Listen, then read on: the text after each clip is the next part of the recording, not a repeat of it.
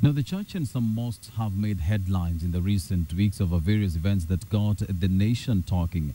And the religious leaders in Kenya has been left in the unenviable position of having to explain what is going on in our places of worship. Tonight, we go back to the beginning to find out just how these places of worship come into being in the first place. Take a look.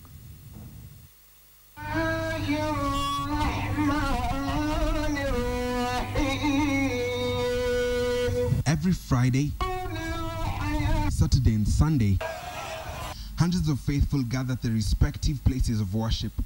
Passing by the streets in the neighborhood, one cannot ignore the names and structures that have been put up, and often the songs of praise and worship. But have you ever wondered what it takes to start a church or a mosque? This is Mwiki in Kasarani constituency, where there is an estimate of over 150 churches, so many that some have found a business opportunity. Mwangi has been in the pulpit business for 5 years now, and his business is thriving, selling the smallest pulpit at 7,000 shillings and the biggest at double the price. He believes that from his client count, there are at least 5 new churches weekly. Kanisa ni mingi. In fact, kanisa ni mingi Mwiki. Specific hata ziko. Tukihesabu hata Mwiki, mahali nimebase iko church moja. Kiangalia moja ndio hiyo, ukienda hapa ingine moja, pande ingine moja, kwa hivyo church ziko. Kwa hivyo akisema atakupromote na kila mtu moja moja, bila sifa. There has been a sharp focus on the activities of church and certain mosques in the recent weeks, prompting us to find out what level of moderation that authorities have powers to carry out over places of worship. We started from the very beginning, what it takes to establish an institution of worship. Places of worship are registered under societies in Kenya under the Societies Act 108. An applicant collects the forms from societies counter at the Registrar of Societies office. The applicant then submits the filed form with a registration fee of 2,000 shillings.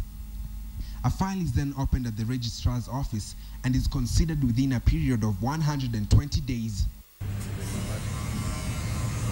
Once registered, the applicants can then proceed with other establishments such as buildings, the leadership structures, among others.